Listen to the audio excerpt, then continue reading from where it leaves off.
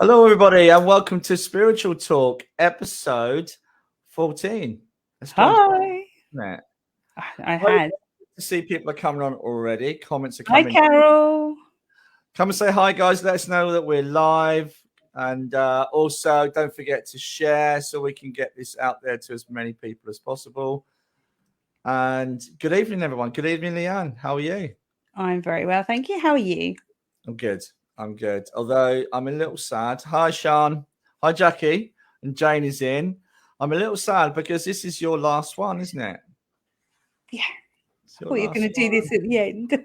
So I'm just going to pop this on straight away. Just because people know how bad I am. My memory's terrible. But it's been lovely. We've had such fun. Do you remember the intro that we did when we spent about 3 hours, myself and Dylan, just laughing for about 3 hours to do a 5-minute clip. Not even a 5-minute, 2 minutes. We laughed so much. In the end, we just said I think it was midnight. We got it out, didn't we? Oh, it took ages. We kept mucking up on like silly words and stuff. And I love some of the bloopers or whatever you want to call them. We end up doing. And last week when the recording finished early, and it was left like a rabbit in headlights on your own on screen. So yeah, tell us a little bit about what you're going to be doing. Oh, well, like we were just talking, to me, I think this year is about grabbing every opportunity and just flowing with it. And I've been like given some good things, and I think my life's just going in different directions. For me, I just feel really overwhelmed with love to be able to just help people at the moment. Yeah. And I just feel, if anything, I mean, I've thoroughly enjoyed this, and it's given me so much insight to myself, which, it's all very well everyone always telling you it's there, but sometimes you don't see it.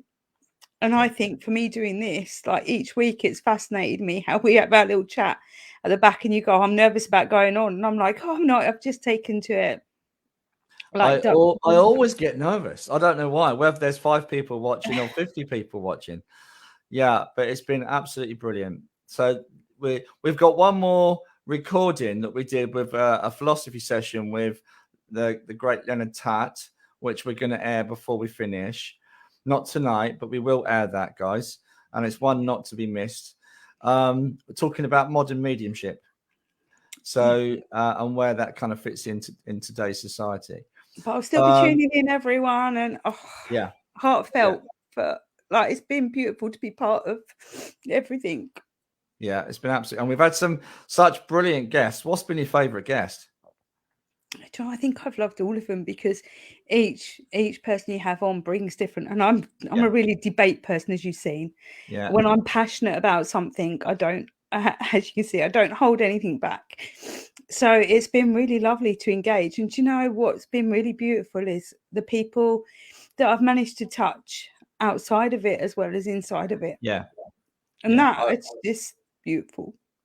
But people can still get you on your page, can't they? Yeah. So I've started GAIACHI Spiritual Awakening. It's just to be able to help people. And everyone, spirituality means something different to everyone. And it's an individual journey for each and every person. So I just think as many people as you can touch and ignite that unconditional love and help them on their journey is what it's about for me.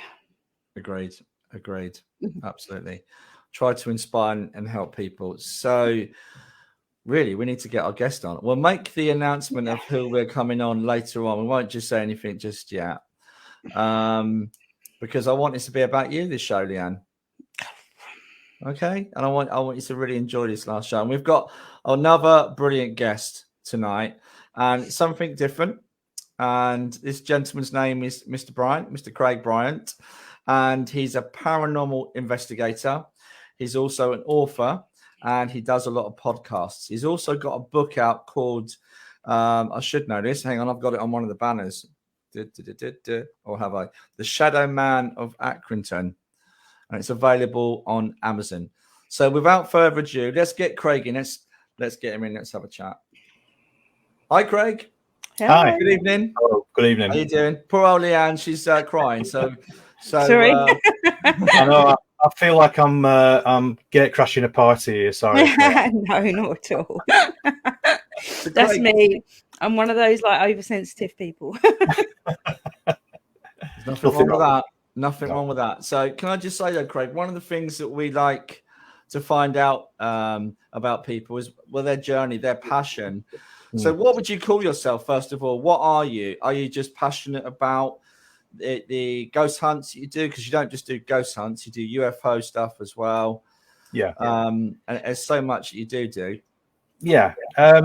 It's a little bit of everything, really. I started off with an interest in the paranormal.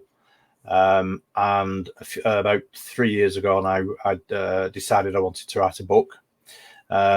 Because I'd realized that I had so many personal experiences, and also my family, my in-laws, had some really interesting experiences at a farm they used to live at. So my wife has told me all those stories as well. And then I started to collect stories from other people, so very personal stories. And I wanted to write a book of stories, ghost stories mainly, that would never have been published before. Because they were really personal stories to people, you know. And sometimes people are quite reticent to talking about ghosts because, you know, there is still a stigma attached to it, although it's not as stigmatized, I think, now as it was, say, 20 years ago or whatever. And then from there, I've sort of moved into looking at I'm quite a sort of history buff, local history buff as well. I live near Pendle Hill in Lancashire, which is famous for the Pendle witch trials of 1612. But when you start to look into the area, not only is it rich in paranormal activity, but it's also rich in UFO activity. And I've actually just finished writing my second book. It's not out there at the minute because it needs editing, but whilst I was doing that, I was doing research into places like Morecambe Bay, for instance, where there is a massive amount of UFO activity going back nearly 100 years, pre-Second World War. So that's something that I've got really interested in. I love talking to local people. I love collecting local stories. The amount of paranormal activity that goes on in a relatively small area around where I live is quite fascinating, really. It's quite frightening. And again, UFO stuff, I've also started to get into a little bit of cryptozoology. There've been cases of animal mutilations in the area. And so all that, really, it's just all come together. And of course, we're doing the podcast as well. I speak to a lot of people from different fields. So I've spoken to, very eminent people within the UFO community. So people like Philip Mantle, Paul Sinclair, Philip and Ronald Kinsella. And I've also spoken to people who've had paranormal experiences as well. So people like a guy who was doing some work with the Most Haunted team at the courts and police station in Accrington. A guy called Eden. So I interviewed him. Simon Entwistle, who's a local paranormal investigator to this area, Pendle witch expert, and so on. So yeah, I've got quite a big area of interest, and I'm sure I could have condensed that down into an answer that was a lot shorter. But that's perfect. Basically what I'm interested in. Yeah. So have you ever had have you ever seen a spit it out, Leeann, sorry, I'm still not here. Have you ever seen a UFO or anything like that? You have? How far back did that spark it for you? Well, I had the first paranormal experience that I had was when I was about 18. And that's actually when I saw what I now realize is called a shadow man, hence the title of the book. However, at the time, it wasn't a well-known term because we're going back a long time because I'm not 18 anymore. So we're going back to the sort of mid 80s, really. So at the time, the term shadow man or hat man, as some people call them, wasn't a term that was used. It was only really through paranormal shows. That's the guy in America who passed away recently. He was the one that coined the phrase. I can't remember his name. It'll come back to me in a minute. But he was the one that coined the phrase. And as I say, it was only when I started doing research, I just suddenly had I had this idea to write a book, and it had been going around in my head for years, to be honest. And strangely enough, I saw a UFO. And it was seeing this UFO that then made me think, well, hang on a minute, I've got so much to write down. I'm going to write a book. And even though the UFO sighting was very brief, it lasted probably about a minute. It was very far away. You know, it wasn't something, you know, it wasn't like a huge craft that was hovering over my garden or anything like that. But it was something up in the sky that was acting really strangely. It was that really that sort of made my mind up that I was going to start doing research into what I'd seen all those years ago, and it was from that point that I realised that it was something that we now call a shadow man or a hat man, and that was quite an interesting experience looking back on it, and I suppose really it sort of formed the person that I am when it comes to being interested in the paranormal and so on, because it is something that was quite frightening, really, at the time. Wow! Somebody's got a question there that was on the tip of my tongue as well. Yeah. So, was you on your own at that particular time, though, when you experienced that? Yes, although it's an interesting story. And I've just noticed somebody's asked a question about Warner Street, which I'd love to get to in a minute, because well, guys, don't worry. Keep sending your questions in. Adam is in the background helping us out. He's starring those questions, so we will come back to you. He's helping us out. Thank you, Adam.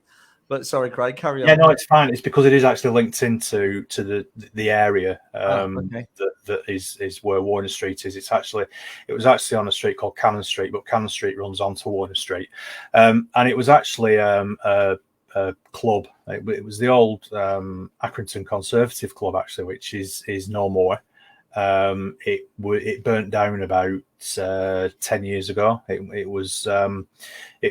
became a nightclub. And then it just became empty and derelict. It was vandalized. I mean, it was a real shame, because it was an absolutely beautiful building. You know, it was well over 100 years old, and it was an absolutely magnificent building. And you can still go online and Google it and look at photographs of as it was before. It became the victim of arson. But I used to work behind the bar there when I was at college. And it was a midweek. We used to be a ballroom on the top floor. It was 3 floors. There was a ballroom on the top floor, and then there was 2 smaller rooms on the middle floor, which is where we used to have sort of like wedding receptions and birthdays and all. That's 18th and 21st, and that's mainly where I used to work. But I also used to do a couple of shifts just for a bit of extra money, really, during the week in the members bar downstairs. And the members bar was the room next to it was where they had the snooker tables. They had 3 big full-size snooker tables in there, because it was like a posh version of a working man's club, really. And the bar there was a sort of like, if you imagine, it was like sort of like almost like a serving hatch. So it was sort of waist high, opening from one room where the main bar was to sort of like a little serving hatch type bar into the snooker room. And it was getting on in the evening. This is in the olden days when they used to close at 10:30. And bearing in mind, we didn't have mobile phones or anything like that in those days. I mean, we really are going back to the Middle Ages. And I actually saw this figure which was stood in the snooker room, and it was actually leaning over towards through the serving hatch. And it was just like a dark figure. You couldn't make any facial features out. It was almost like a silhouette, but it was wearing a hat, and it was like, the only way I can describe it was like a fedora type hat. Now, when you look at reports of this phenomena from all over the world, 99 times out of 100 they're wearing these types of hats. So this is where I sort of, you know, put the two and two together and realized it was what people call the hat man or the shadow man.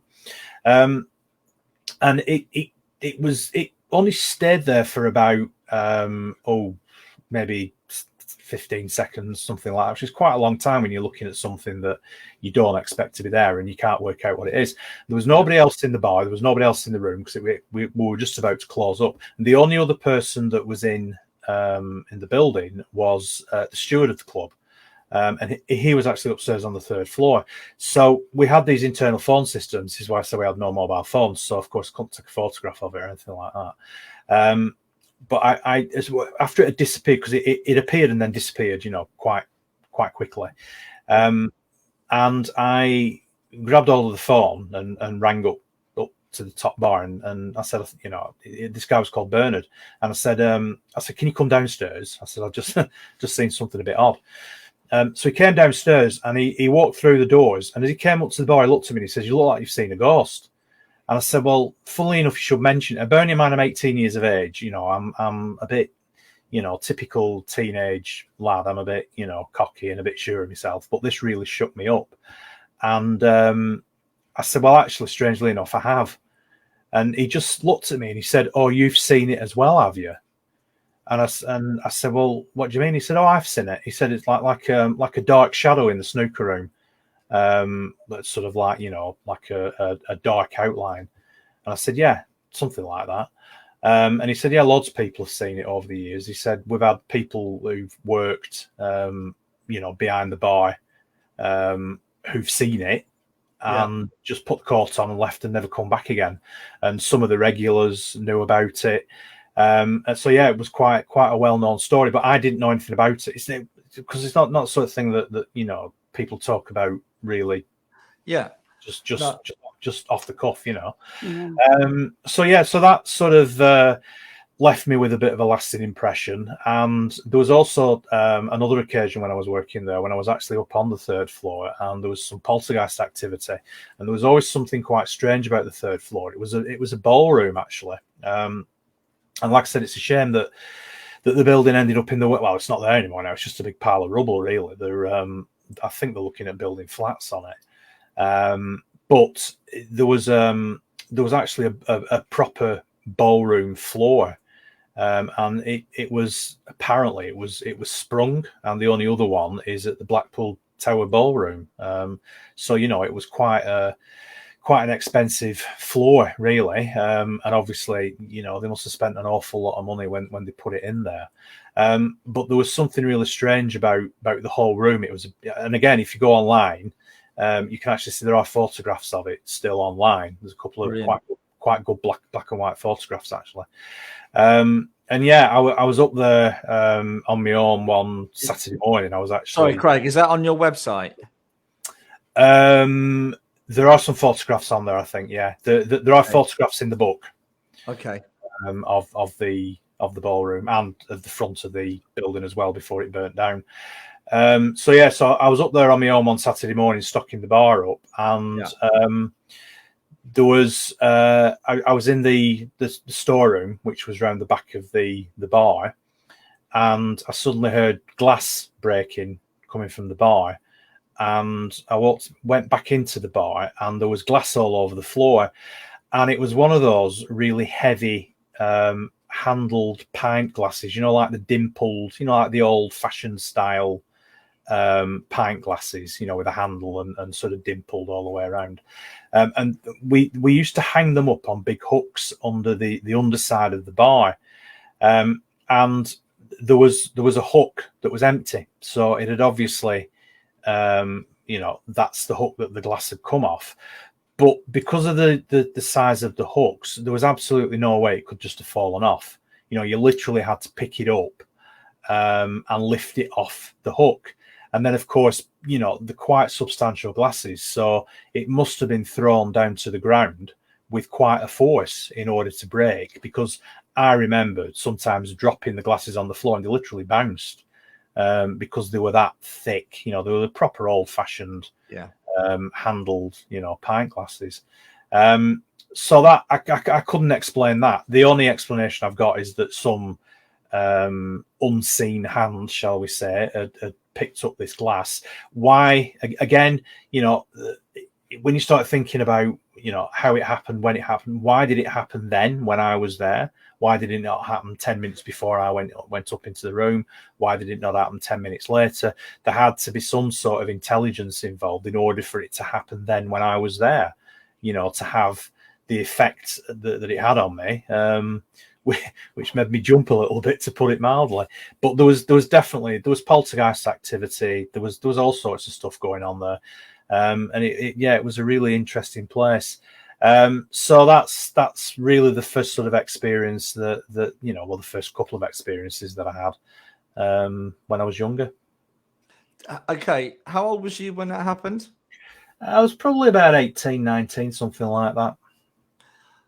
So, okay, I'm an 18-year-old and I've just seen some poltergeist activity. How, apart from having need new pants, having the yips, how was it? Did that affect you? How was you just inquisitive? Are you one of those people, Craig, that don't have any fear? No, I have fear. I suppose, at that age, really, I probably had less fear than I have now. I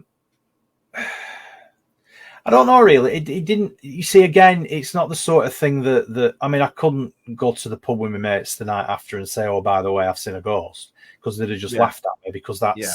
So I didn't really sort of talk about it or think too much about it until really a few years ago, when I literally sat down with a pen and a piece of paper and started writing down all the stories that I'd been told over the years, all the things that had happened to me, things that my wife had told me about when they lived at the farm, and so on. So, it was quite frightening at the time. It was more perplexing, if you know what I mean, rather than being outright frightening. It didn't stop me going back to the building, and it didn't stop me working behind the bar for another few months before I left college.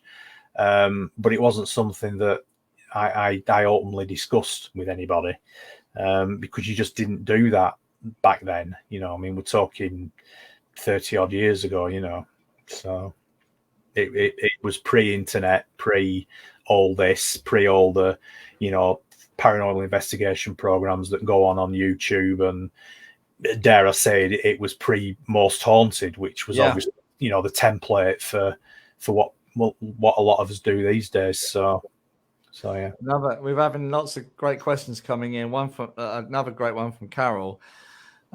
Did you feel that you ever, because again, to explain attachments, ever bring any kind of energy back with you from wherever you'd been?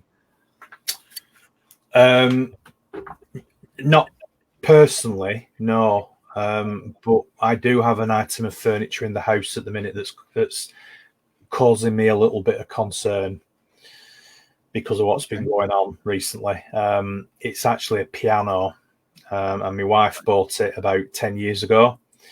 And I've done a little bit of research on it. It's well over 100 years old. It's the reason she bought it is because she's musical. She comes from a musical family, and we had this daft idea that our son, who was about 5 at the time, who wanted to learn to play the piano, basically. And we actually got it fairly cheap from a local. There's a shop that sells second-hand pianos in Clitheroe, which is the nearest local town to me. So I've done a bit of research on this piano, but almost immediately after we bought, after Sarah who bought it, she started having really bad luck. She lost her job. There was all sorts of things happened, and I was always, there was always a feeling about it. I always had a feeling that there was something attached to it, and I couldn't quite put my finger on what it was. Yeah. For instance, it resides in the dining room, which was always a cold room anyway, but it's an even colder room now, even in the middle of summer. My son has been in there a few times and said he actually said to me that he'd seen a mist in there.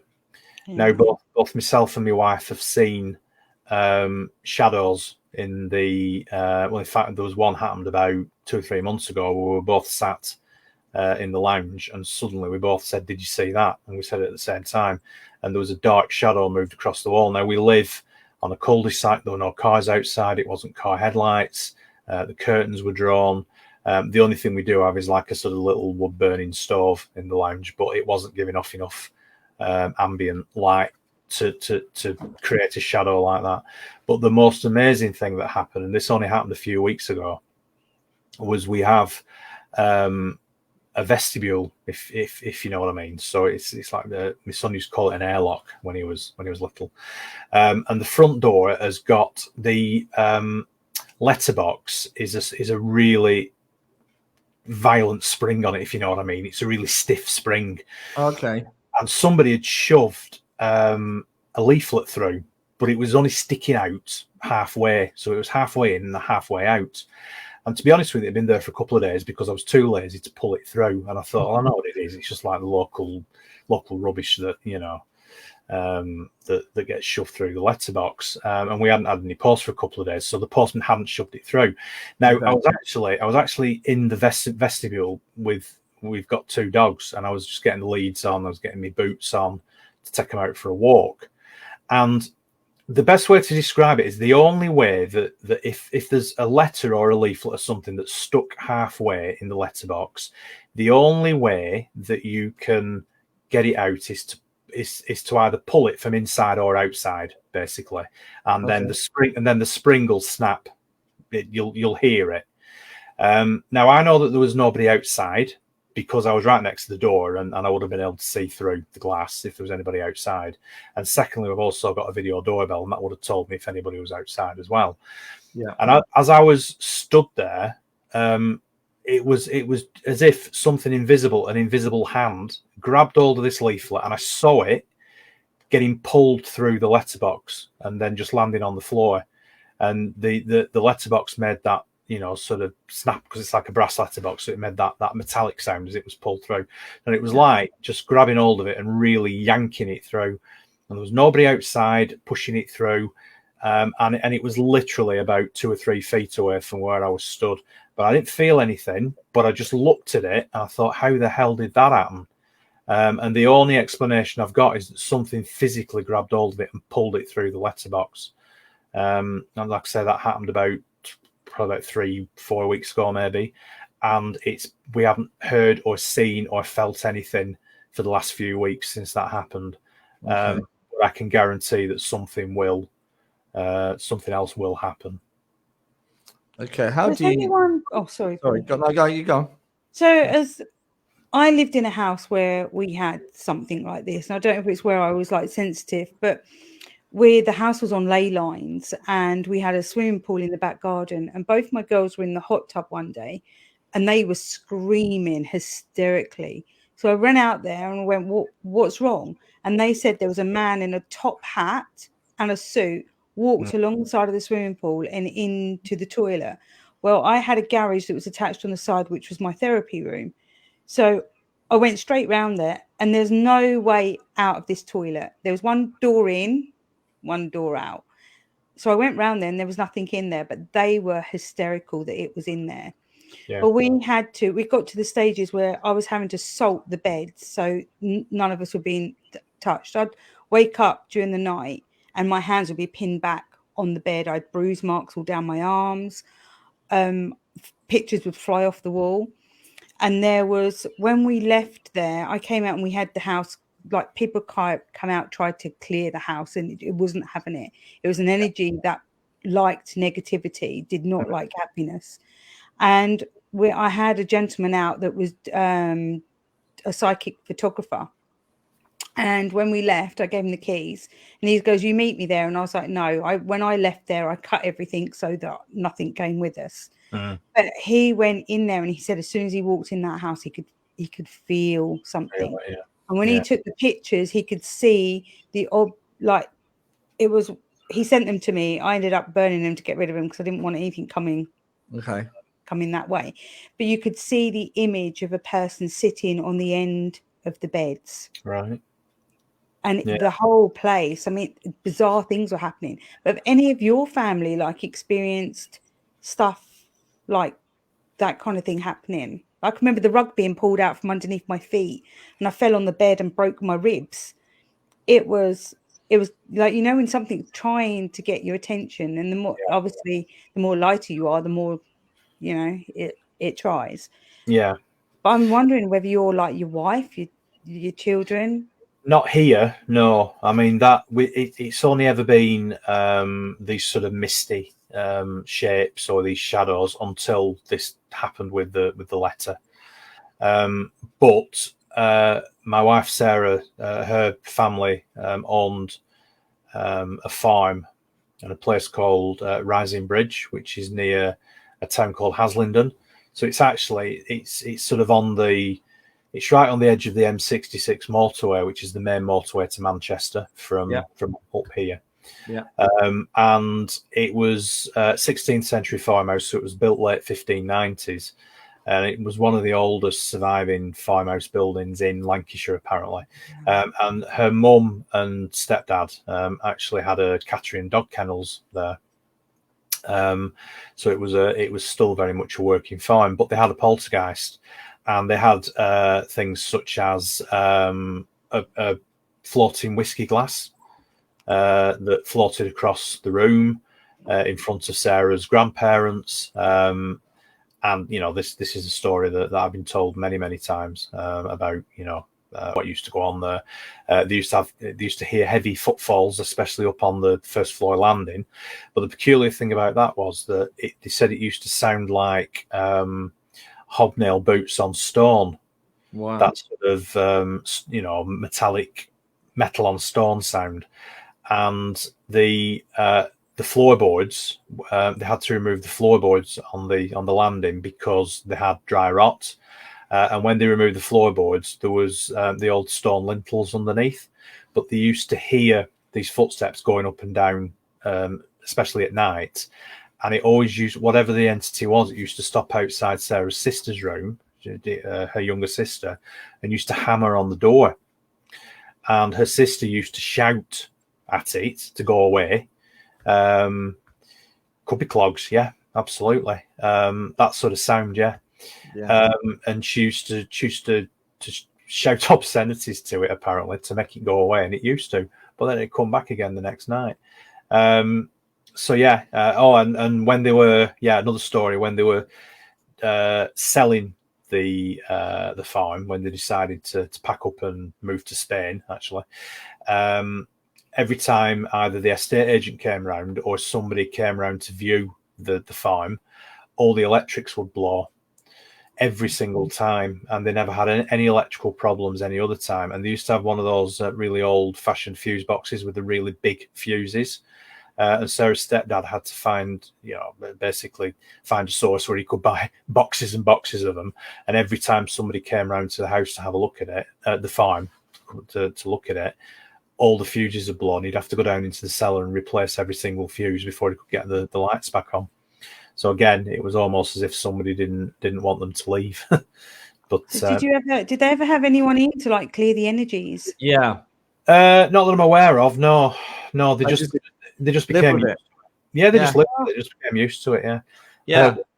I mean, I'm quite skeptical about people who claim to be able to clear negative energies. Not that I've had any actual experience of it. I'm just a little bit skeptical about it, and I have spoken to people who claim that they can do so.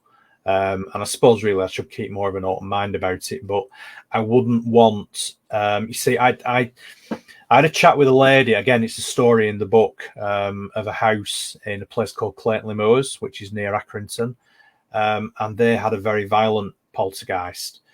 And she invited a local Catholic priest in who claimed that he could cleanse the place, clear the place out, put this evil spirit to rest. And she said it made it 10 times worse. The things that were going on just intensified so much that eventually they had to sell up and move.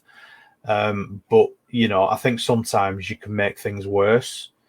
I don't know, but no, as far as I'm aware, someone's intention. Yeah, I suppose I'm a bit sort of reticent to winding something up that's already, causing a few problems. But it seems like it's like Ouija boards and stuff like that. I mean, I've spoken to people who've told me bad stories about messing with Ouija boards and stuff like that. So I think you've got to be really, really careful, really careful. So can I ask you, Craig, then, do people ask you to come in to investigate what's going on in their house? No, I have done a couple of investigations. I'm not, I don't go into, I'm not what you would call your sort of classic ghost hunter. So I don't have reams and reams of electronic equipment and, EVP meters and all that sort of stuff. That's not really what I do. I will go to somebody's house, sit down, talk to them. They can tell me the story. But I don't pretend to be a ghost hunter in inverted commas. I collect stories from people. I talk to people about their experiences. Sometimes people just feel better by telling somebody who they know is going to believe them. Again, I've got some examples of that in the book of people that I've spoken to who've had really interesting stories to tell me. But I'm not what you would call a classic ghost hunter. You see, again, ghosts don't perform. Entities don't perform to order. That's what makes me laugh about a lot of these TV programs and a lot of these YouTube channels and a lot of these people who investigate, haunted houses and sometimes charge people a lot of money for coming along and for the pleasure of doing it. You're not going to get a ghost to perform to order, or you're not going to get a poltergeist to perform to order, or an entity or whatever. And so I think this ghost hunting aspect of it is more entertainment than actual scientific or research purposes, if you know what I mean. Yeah, it's more. It can be. Forgive me for saying this. Thrill seeking for a lot of people, but I get why people do it. I did a walk round of a school. This again was by talking to a friend of a friend, if you like, and it was a school in a town called Darwin near Blackburn, and I actually put it out. as a podcast. I had the recording. I'd forgotten I had the recording actually, because what happened was one of the maintenance guys that we used to call them janitors, didn't we, back in the day? But he's like maintenance guy. He actually took us around on it was a Saturday afternoon, and he took us around, showed us around the school, took us to all the places where various paranormal activity had been witnessed, and I recorded it just on a dictaphone because I wanted to make sure that I had all the facts and everything for when I put it in the book, and I forgot that I had the recording, and I was just looking on my hard drive one day, found it and thought, I'll put that out as a podcast. And I actually got some really good feedback on it, because it was basically as it happened, but there was nothing, it wasn't sensationalized. It was just, the guy was called Stuart, and he was just walking me and my wife, and my son actually came as well with us. He's 15 now, so he'd be about 13 at the time. And he just... Oh, we've had Poltergeist interfere. Oh, he's back, Craig. Yeah, it's okay. Just took us around all the different parts of the school where, different types of paranormal activity had been seen, and there was a hell of a lot. There was all sorts of stuff going on. Some really quite hair-raising stuff had been going on there, and it's interesting because a lot of people associate paranormal activity with old properties. Now, this school was 10 years old. The building had been there 10 years. And it wasn't the building that was causing the activity. It was where it was. It was the ground that it was, and it was what used to be there before. So looking at the history of the place, looking at old maps, looking at what used to be there before, it soon became pretty obvious as to why the paranormal activity was happening. And it was because there used to be a church there. There was a graveyard, which a lot, the vast majority of the bodies, well, of the marked graves anyway, the bodies have been exhumed and have been moved to a different graveyard. But there would probably have been unmarked graves, going back to the time when there was a lot of Victorian housing around there. There were a lot of factories, a lot of mills. Looking at maps from the turn of the last century, it was pretty obvious that there would have been a lot of unmarked graves. So there's probably still, sadly, the remains of some people probably still under there. And it wasn't so much the building, as I say, it was where it was and what had gone on in the past. But that was a fascinating story. And some of the stuff that Stuart told us about what goes on there is really quite scary. And this is a modern day secondary school, and this stuff's going on. So yeah, I mean, it can happen anywhere. Yeah, absolutely. So Carol's just asked a question. We're getting some feedback, I think. I'm not sure what that was the show.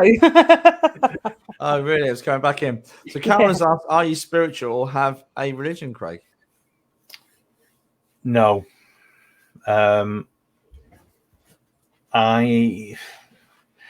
sort of halfway between being an atheist and an agnostic.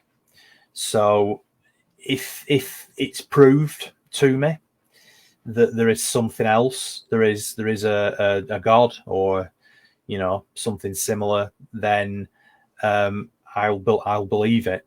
But I've no proof at the moment that there is, and so therefore, organized religion doesn't do anything for me. I like to think I'm more attuned to what's going on around me. So I think the seasons. I mean, I suppose I had a very interesting conversation with a Wiccan lady, and I'm trying to get her on my podcast actually. Okay. We sort of lost contact a little bit. She's been poorly, unfortunately, but she was actually my son's girlfriend's mum. But my son and his girlfriend have split up, as you do when you're 15.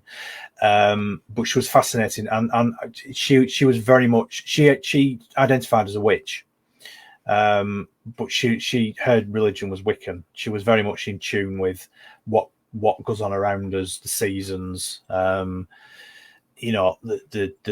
old spirits that people used to believe in, and I think I'm probably leaning more towards that way. The older that I get, the more I sort of become aware of what's around me, the natural world and everything else. I think I'm more of a humanist, I think, in that way. Okay. So what do you think the ghosts are then? If you don't believe in that kind of thing, but you're going into houses that are haunted or people have had things and you've seen things for yourself. So how do you stand on the aspect of not being, stop laughing, Paul. No, he's smiling away. So I'm trying to get my head around how you're not spiritual when you've seen UFOs you've seen energy as in a ghost, which is the afterlife. Well, is it? Because there's the stone tape theory for start off. So energy can be in a place or attached to a place. So whether that's a building or, in the case of the school, the ground that the building was on. And one of the ghosts or one of the entities, whatever you want to call it, that was seen there was clearly a replay. So it's like a video recording, you know, going back years when we had video recorders. It's like a video recording. So it's where something happens and the energy is somehow imprinted on that place, whatever that place may be, and a set of circumstances makes it replay itself. So it's like releasing the energy and replaying itself. So that's obviously one type of ghost, which is the replay. The other theories, I mean, poltergeists are interesting because one of the theories is that they can be attached to adolescent children because of the emotional energy that they give off. Now, you know, going back to what I was saying about what was going on here in my house, my son's 15. You know, I mean, he is Kevin the teenager. There's hormones running wild in our house at the minute. He is absolutely horrendous. But he's giving off emotional energy, and it's possible that something has attached itself to that emotional energy. Now, you know, I'm not saying that there is no afterlife, because I don't know until it's proved one way or the other. That's why I said I'm sort of halfway between an atheist and an agnostic. I don't believe that when you die, your energy just disappears. It has to go somewhere. You know, the universe recycles energy all the time. How you manifest into the next stage of your existence, I don't know. None of us know that until we get to that point. But, you know, energy just doesn't disappear. Now, there's also theories about time slips. There's theories about, you know, seeing things like the Shadow Man, for instance. One of the theories of that is that it's a time slip, and you're seeing somebody from another time, whether that be in the past or in the future. And I've spoken to people who've witnessed time slips, and they are very, very real to them. I've done it myself. Yeah, they are very, very real. So religion, I don't equate religion with paranormal activity, because I don't necessarily believe in an afterlife that is described by religion, but there has to be something. I don't believe in heaven and I don't believe in hell. That's why I'm not religious, but there has to be something, because energy just doesn't disappear. And as I said, you know, these different types of paranormal activity, I think, are dependent on what happens to that energy at that particular time. So if you've got something that's a real emotional trauma, somebody, you know, unfortunately has a violent death, for instance, and it leaves that emotional energy behind at that place, that's why you get these sort of replay hauntings. And as I said, poltergeist is something completely different, and I'm not 100% sure what causes them, but there are theories that I would subscribe to, and one of those is emotional energy. Triggered by? Do you feel that's triggered by the person in the house, or? Yeah, possibly. Yeah. Possibly triggered by hormones, by a heightened emotional state. Some of the old investigations of going back in historically, I can think of a few. Even Matthew Manning, the famous medium, he had as a child, I think he was on, I can't remember the guy's name. He was on a chat show in the 70s, and he was describing to this guy, and I mean, like a BBC One interview with like 5 million people watching. I saw it on YouTube, and he was talking about the poltergeist activity that happened within the house. And his dad was a lecturer at Cambridge University, and they were like, this can't be happening, you know. And they studied it, and they linked it to his energy. It was Matthew's energy that was connecting to the poltergeist.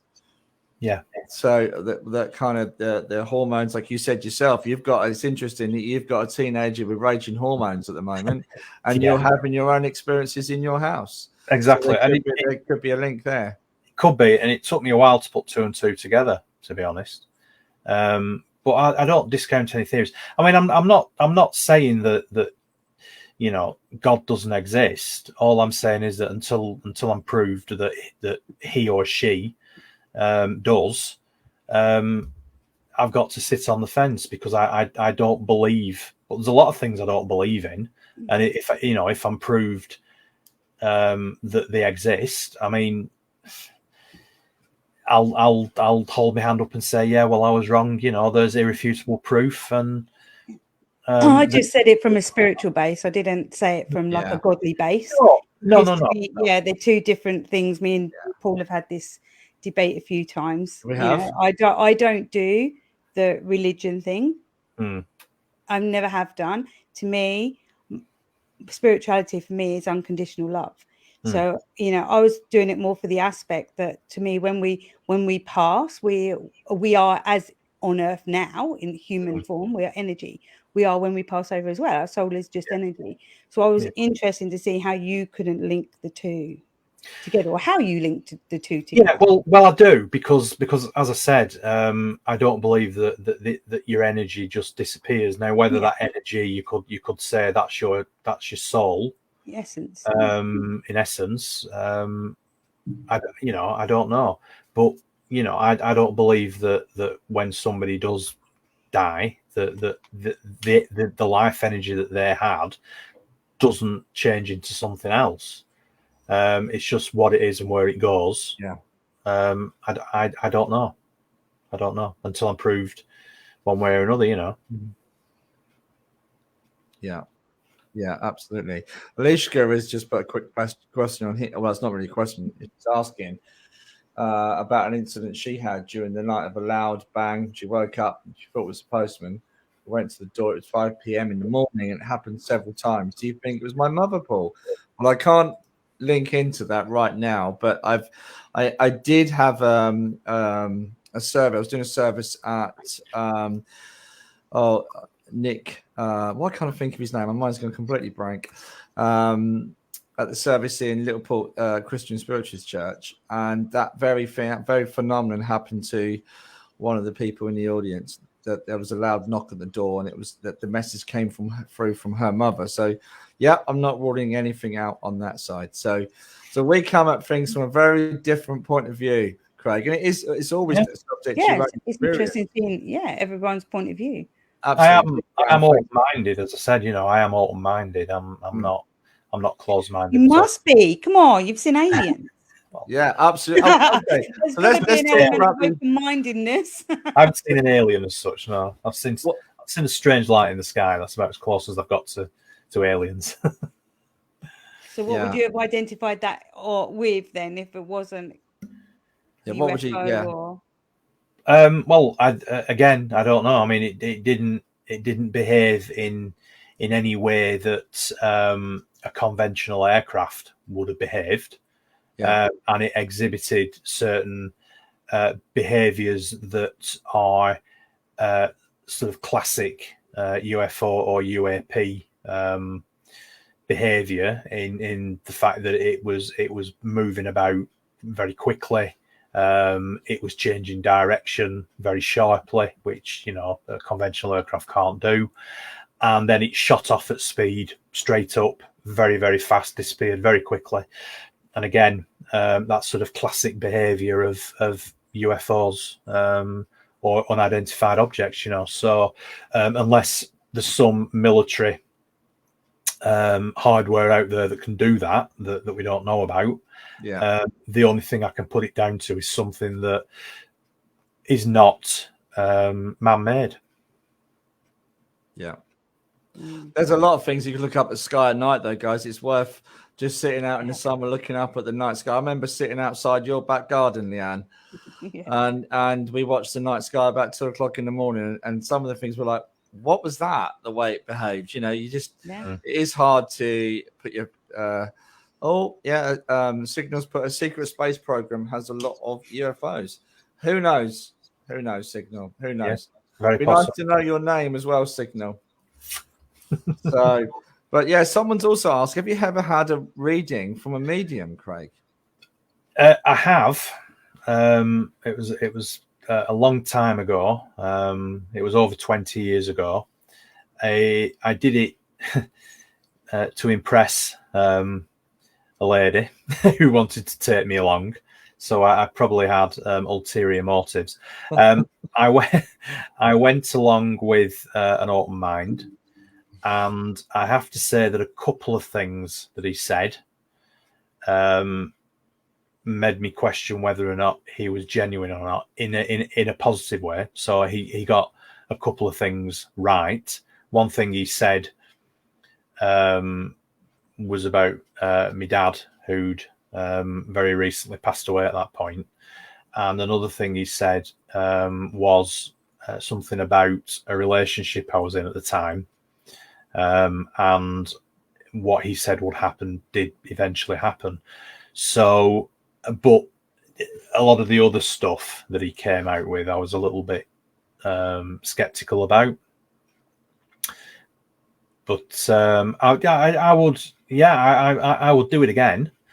Like I said, I'm very open-minded about these sort of things. But in order to believe something, I need to have proof that something exists. I won't just say that I believe everything until. Yeah, I wasn't judging you. I was just trying to get my head around how you can do what you're doing and not believe in the. It intrigues me. It intrigues me how people used to feel the same about me. How could I work in the way that I worked and I didn't believe in the God aspect? So to me, I'm always intrigued how people come to where they are from where they've been, because no journey's ever the same. Yeah, absolutely. No. Jill's made a very good point as well. I'm not going to read it out, but I'm just going to quickly show that. But it's really subject to our experiences and what happens to us. But you make a very good point as well, Craig, that not and I can't remember, you touched on it as well, Leeann. Not everything is spirit. And we can sometimes get carried away that experiences that we have, that was an entity, or that was somebody, and not everything is spirit. Although my first experience of touching, I had, the essence of spirit. I had no doubt in my mind that this was something beyond any kind of physical energy. It just blew me away. So I had an out-of-body experience as well, which helped me. I had a lot of questions, and over the years, I've had them answered slowly by spirit. So slowly, my belief system was kind of, because I come from a very down-to-earth background, when my father didn't believe, or was more fearful of those kind of things. So for me, I guess in some respects, it was quite good for me, because I questioned a lot of things and doubted a lot of stuff as well. Where was it in my imagination? So I think it's really healthy to have that, though. It really is. So you shouldn't be blinded by taking everybody else's. Yeah. But you have to find out for yourself. But I feel if you're doing this kind of work, I don't, they're going to keep showing you stuff. Yeah.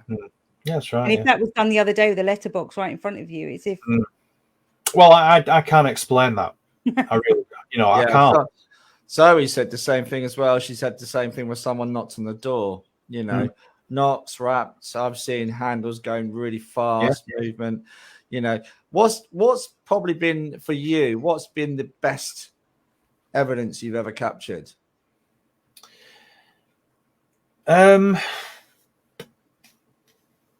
Well, the letterbox really. I mean, that still puzzles me now. Actually, I can't logically think of a reason why, how that happened recently. I mean, I saw my my grandmother after she passed away, but I didn't realize it was her until later when I looked at some old family photos, and I saw a photograph of her when she was younger. When she was a young girl, and it was only actually I'd started looking at my family tree.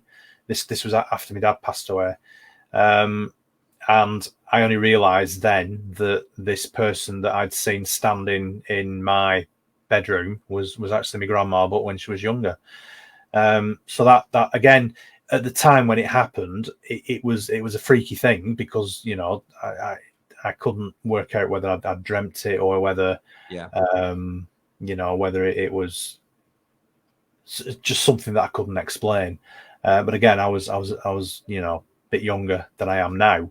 And again, going back to seeing that shadow man again, I mean, that's, I can still visualize it now as clearly as the day that it happened, because it has that. When you see something like that, it does indelibly burn into your memory what you've seen, and in every detail.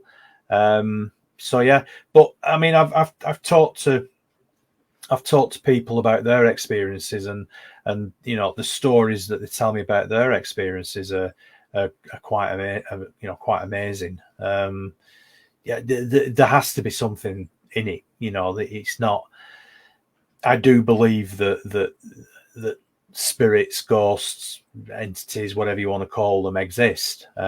It's just trying to explain, what they are, and why they manifest in the way that they do. Yeah. Actually, while we're on here, guys, I'm just gonna share the link. If you want to come on and you've got a quick question you want to ask Craig, I'm just going to share the link in the comments. Sorry, I was going to say somebody had mentioned something right at the beginning about Warner Street in Accrington. Yeah, I mean, I'll just briefly touch on that. Yeah, that's famous. It's probably one of the most haunted streets I think I've ever come across. Accrington was a town that I grew up in. I was born there. I lived there for the first 40 odd years of my life before I moved out to where I live now. And it's not that far away. It's only 30 minutes in the car away from Accrington. Yes, it is on ley lines. And ley lines is something that I've done some research into. There are two major ley lines that cross at Pendle Hill. But I've spoken to a number of paranormal investigators, including a medium who has been into one particular property on Warren Street. She was absolutely convinced that there were lines of energy. It's a story that I'm going to put in my second book, actually, because there's a lot of paranormal activity around Warner Street, Cannon Street, Abbey Street. There was a medieval abbey there until about the 12th century, but there's been a lot of sightings of monks, hooded monks. There was a murder actually on Warner Street. Coming back to the paranormal activity on Warner Street, there was a murder in the late 1890s, and I've spoken to a couple of mediums who've been in there, a couple of investigators, done some research on it, and I think it's pretty clear that there is a particularly bad entity in one of the shops on Warner Street, and it's where this murder took place. And this male entity is very physical, shoves people about. I'm pretty certain that it's the person who committed the murder. Strangely enough, it manifests as a hat man, as a shadow man. And it's less than a quarter of a mile from where the Conservative Club was on Cannon Street. If anybody knows the layout of Accrington, if the person that asked that question knows the layout, they'll know that the bottom of Cannon Street goes past St James's Church. You cross over next to the Bridge Pub, and then you're on Warren Street. So it's literally, you can walk it in five minutes. So that whole area is an absolute hub of paranormal activity. And in fact, I interviewed a lady called Diane Pate, who's one of the investigators that investigated Warner Street. It's one of the episodes, one of the early episodes on my podcast. I think it's number 4 or something like that, number 5. Have a listen to that, because that's really interesting. And she told me some stuff off recording that she asked me not to mention actually in the on the broadcast. With relation to something that went on in the shop after the investigation, and it all surrounds, like I mentioned before about Ouija boards. So it surrounds somebody doing something a bit silly with a Ouija board, and the ramifications of it are pretty horrendous, to be honest. So yeah, there's an awful lot of activity in that area in general. Warner Street, Cannon Street, Church Street, Abbey Street, all around there. And like I said, there's a whole chapter about that actually in the upcoming book. Okay. So, Okay. What's the upcoming book called? the tentative title is The Black Monks of Accrington. It may well change to The Black Monks of Abbey Street. I haven't quite decided yet. I'm just in the process of editing at the minute, but it will be on Amazon. There'll be a link put on my website as soon as it's available on Amazon, and there'll be a link through to Amazon for it. There's a link to Brilliant. the Shadow Man book on there at the minute. So, oh, brilliant. Okay, so we've got one of our viewers has popped on to quickly share her experience. Hi, Zoe. Hi, Zoe. Hello. Can you hear us all right? Yes, thank you. Can you hear me? Right. So what was your experience? Obviously, when we had Theo, and obviously regarding the issues with congratulations, by the way. Oh, no, that was obviously the one we lost. Oh last God, year. And then, I'm so sorry. obviously, someone knocked on the door at this, like, just before it happened, and also my mum's phone got through from off the table underneath the chair. Oh, and I always say that there was definitely someone obviously watching over us. Yeah. To take him. Yeah. Oh, God bless you. We're sorry to hear that. We didn't know that. Okay. Yeah. Yeah. But thank you for sharing that. That's beautiful to know as well. Someone came for them. My own experience of my father when he passed, I was very aware of someone around him before he passed. In actual fact, both my sister and I had dreamt the night before he was going to pass. So, yeah. Thank you for coming on, Zoe. Thank you. God bless. Bye. Yeah. So, yeah, it's a beautiful thing. We've got here's Mary. Hi, Mary. All this talk about paranormal activity is spooking me, particularly because out of the blue, my kitchen door has just jammed. So I was locked in the kitchen. Bless you. I just called my son home in the pub and he rescued me to force breaking the door architrave. I now feel mega spooked with back shivers. Bless you, Mary. I'm glad you're out, though. That's the main thing. I'm glad you're back with us. And there's another one here, as from Carol. Back in the day, there were lots of gang activity in Lancashire. And I believe quite a few bad things happened, like the craze in London. Could be some nasty entities around because of that. I didn't know that, Carol. No, I didn't actually. That's really interesting. I might have to do some research on that. Yeah, actually. Yeah, I didn't know that. Yeah, I mean, I know there were gangs. I mean, I've actually just been watching there's been a documentary on I think it might be on BBC iPlayer at the minute. It's about the real Peaky Blinders. Yeah, and they were obviously, as we know, a gang going back to the late 1890s in Birmingham. But there were a lot of other gangs, similar gangs in cities all around at the time. So Manchester and Liverpool, they have their own versions of it, which I wasn't aware of. But I didn't know there was gang activity in Accrington. So no, that's interesting. I'll have to do some research on that. Yeah, look at the historical stuff like that. Yeah, it'd be very interesting to see if they're kind of around the same area as the stuff that's going on. Yeah, it would. Yeah, it would. It's like beforehand, before we came on live, you were saying about some of the UFO sightings and to do with animals and things like that. Yeah. Has there been a link between all of that, where like the sightings with some of the things that have been found, or can it be related back to like other animals doing this kind of thing, or is it way beyond that? Some of that's an interesting question actually, because I'll give you an example. A couple of years ago, there was a calf. The carcass of a calf was found at a place called Todmorden, which is in West Yorkshire. So it's not too far from here. Yeah, and it's quite close to Hebden Bridge. And Hebden Bridge and Todmorden were the site of the Alan Godfrey UFO abduction, which is probably one of the most famous UFO abductions that's ever happened in this country. And in fact, it's going to be made into a Hollywood film, I believe. So that could be quite interesting. See who plays him.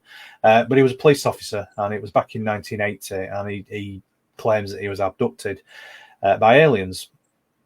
Now, the area around Todmorden and Hebden Bridge, and right up to here to Pendle Hill, up towards Skipton, which again is just over the border into Yorkshire.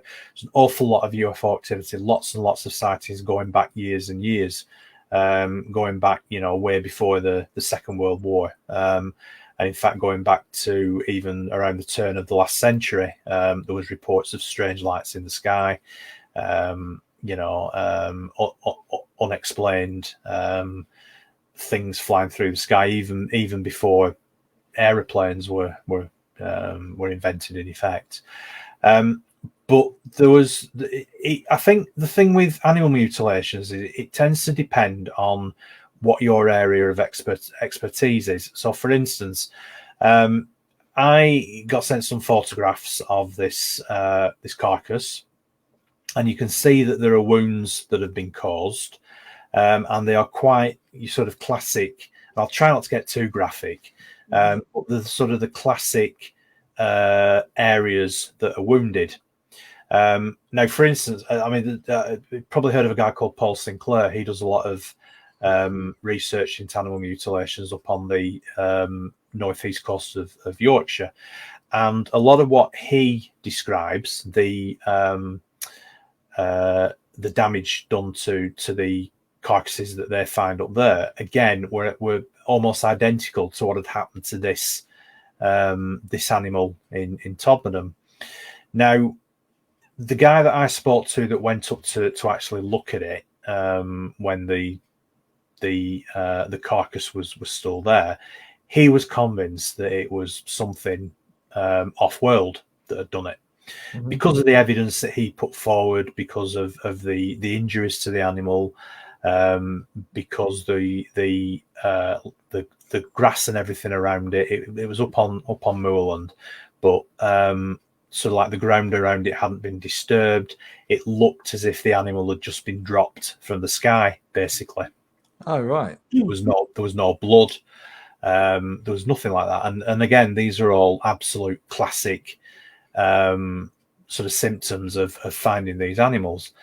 I sent the photographs to a guy called Rick Minter. Now, Rick Minter is an authority on big cats. So looking at, panther sightings, puma sightings, basically any sort of big cat sighting that obviously go back to the 1970s, where when they brought the Exotic Animals Act in, I think it was 1973, 74, something like that.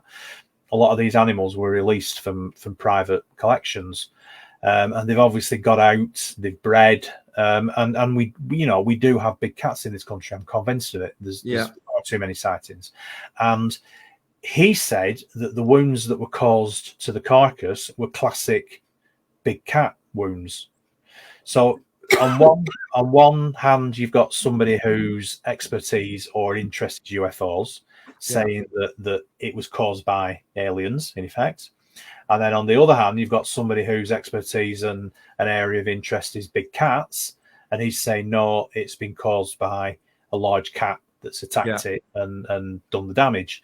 And about 2 or 3 months later, there was a report in the local newspaper in Todmorden of a family who were walking down a road very close to where this animal had been found, and a large black, as they described it, puma jumped out from behind a wall, jumped onto the road in front of them, a couple of bounces, and off over the other wall and disappeared off down the field. So it depends on what your area of interest is as to how you assign something like that, if you know what I mean. But there was, to me, the lack of blood, the surgical incisions that have been made, that was weird. I don't know whether you saw the plant behind me or not, but it started moving. I just saw that, and I think it just moved. Excuse me. That was very odd. Anyway, there you go. Yeah, I told you something going on here.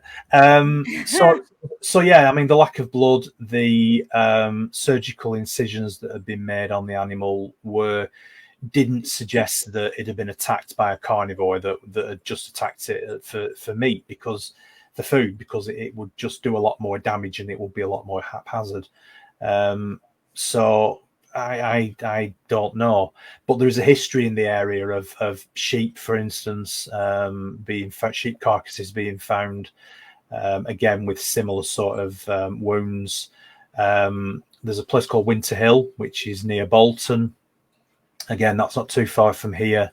And there's actually a dedicated group who look at sightings of cryptids and animal mutilations that are happening over there. So it happens all over the place. And I think it's a really interesting subject, actually. And it's a very, you look at the wounds on these animals and it's really perplexing.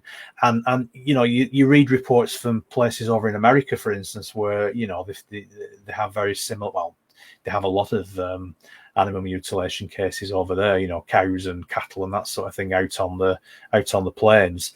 And they're all very, very similar types of wounds. So it just seems very odd. Yeah. That they're all the same sort of thing, you know. Yeah. Yeah, I'm not sure how I feel about animal intelligent species mutilating animals. I know, it's very odd. It is. It's a really strange thing to me. I don't understand what's going on at all, but there's so many similarities. The cases going back, you know, from all over the world and going back years.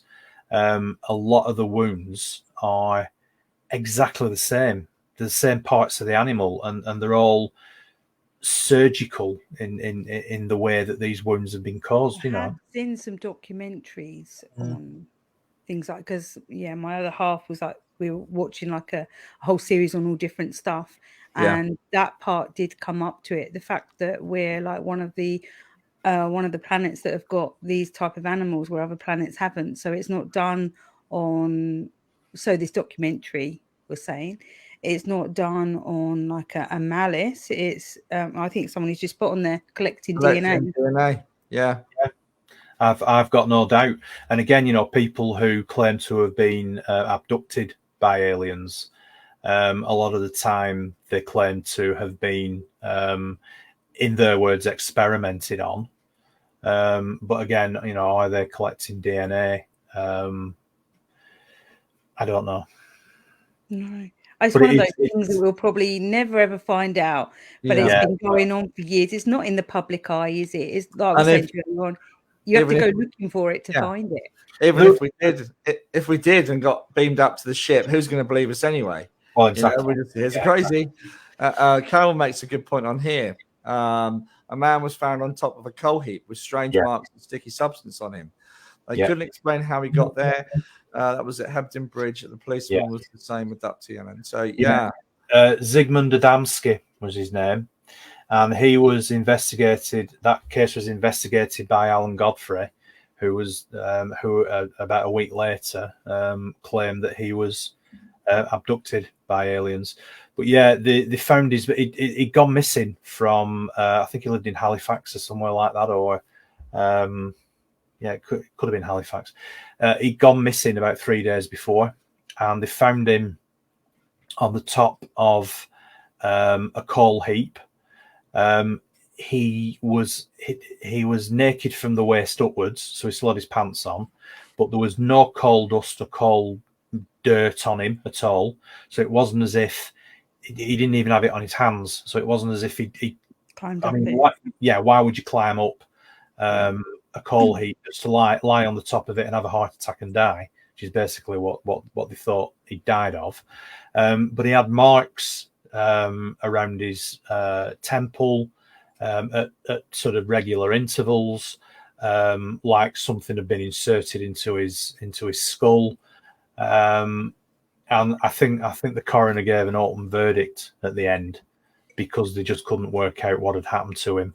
But it was actually Alan Godfrey who investigated it in his capacity as a policeman. Okay. And about a week later, he was out on patrol.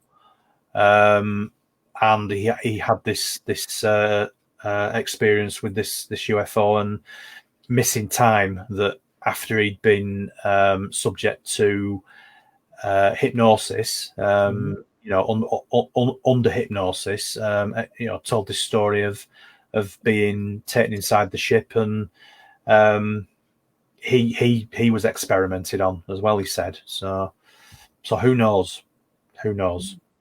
Yeah. It's one of those minefields, isn't there? I think even you'll always be talking about it and trying to understand it. Yeah. Liz has come out. Random thought maybe the animals were hosting a being, and the being had to be released. So interesting. Yeah.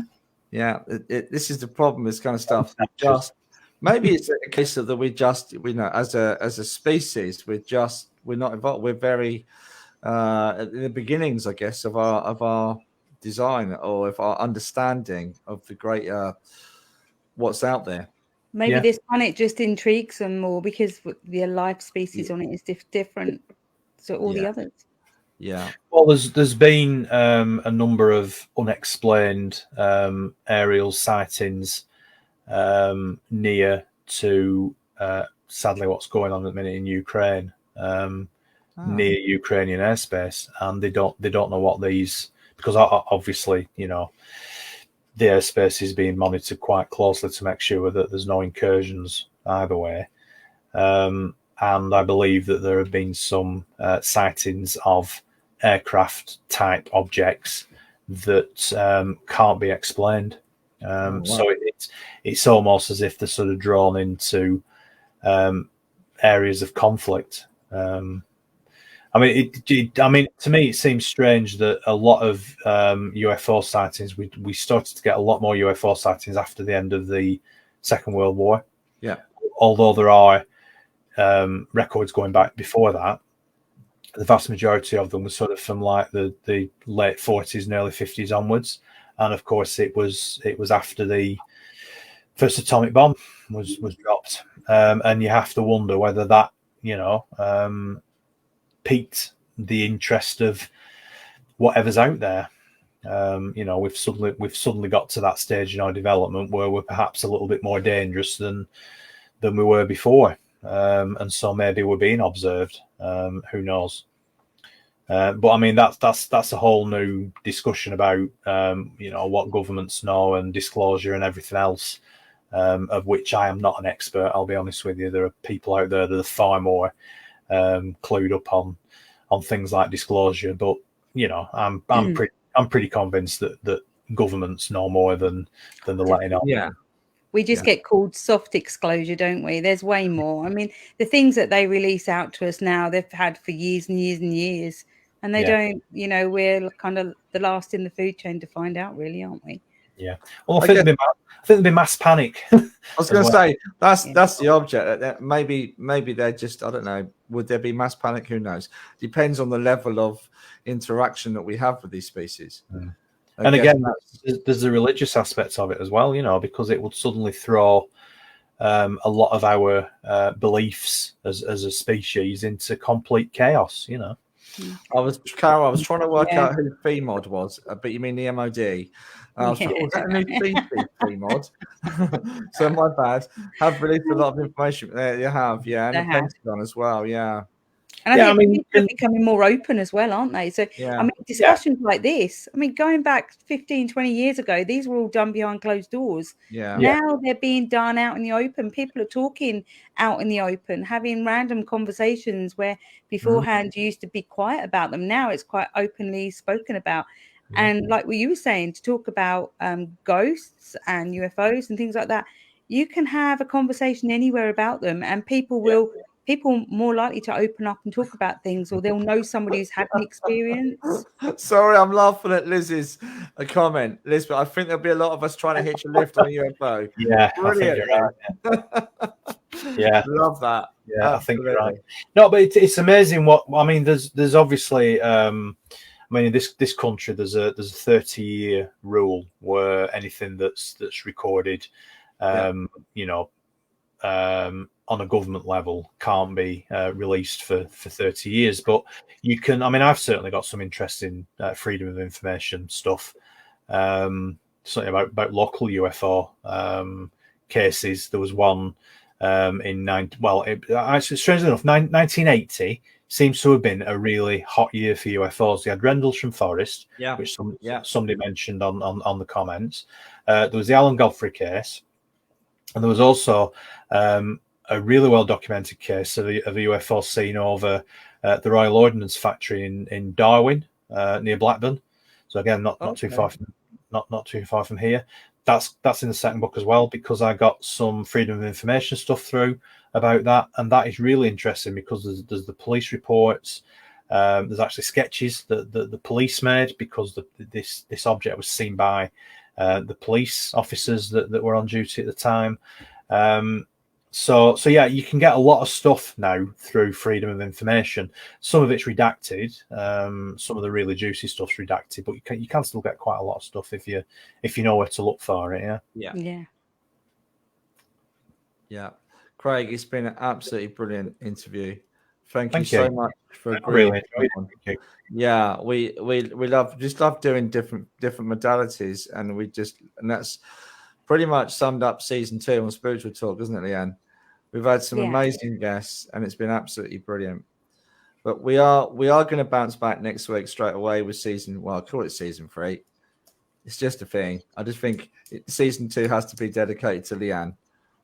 So yeah, it's been a pleasure. It has. It really has. And thank you to Dylan as well for doing all the signage and stuff in the background. And big thank you to you, Leeann, and obviously big thank you to you, Craig, for coming on this evening. Thank you. Thanks for having me on. I noticed that there were a lot of really good questions, and I'm really sorry that we didn't get to answer them. But if anybody wants to drop me an email through my website, I'll quite happy to chat to anybody. Not a problem. Yeah, let me just. Did you want to pick someone? Pick someone for reading or healing? I've been looking through who's been sharing. Can you see on the comments, Craig, whether you can see if someone's shared or not? They have actually put on there, I've shared. No, I can't see. Were you jotting names down? I was, and I've got one. And her name is Suzanne. I'm not going to pronounce this. Klokenga. I'm sorry if I pronounced that wrong, Suzanne. But you have won a free reading with me. Oh, Liz, she just said she shared it as well. She'd have been in. But we are going to be reintroducing, last half an hour, we're going to be introducing messages, because the gentleman that's coming back on the Spiritual Talk, try not to give it away, will be working alongside me. So that'll be interesting. Why can you not give it away? Oh, shall I just say it? Yeah, you're going back to the beginning. We are going back to the beginning. We're having Anthony back on it. I'm really excited to get Anthony back on. It's going to be brilliant. So yeah, so we're looking forward to that. And our guest next week is the fabulous Michael Shane, physical medium. He was working with the masters from the age of 4, I believe. Very interesting man. So it's going to be another great interview next week. So, gosh, it's that time already. Oh, the book. There it is. Look out for the book, guys. There we go. That's the book. Brilliant. So, Leeann and Craig. Yeah. It's the end of another. Been a pleasure, everyone. Thank you, everyone, for joining us. Take care, and we'll see you back here this time next week. Take care, everybody. Bye, everyone. Yeah, you just got somebody said, how do we contact you? Website. Craig, I've just put that up on a website. Oh, let me just put that up. If you go there it is on the bottom, going across the bottom. Yeah. It's just craigbryant.co.uk. Just drop me an email through there. There's links to my book, to the podcast. I was going to say, you should mention the podcast, and they're on Spotify, aren't they? Yeah, Spotify, iTunes, all the normal ones. It's called Paranormal Pendle Podcast. Actually, if you go to my website, there's a link on there that'll take you to the anchor page, and then you can just go on from there. Yeah. Great stuff. Thank you, Craig. If anyone needs me for anything that I've done ongoing, that I've helped them with or anything, just come and find me at GAIACHI.co.uk. And I'll be back this time next week. Thanks, everybody. Take care. See you next week. Bye. Bye. Thank you.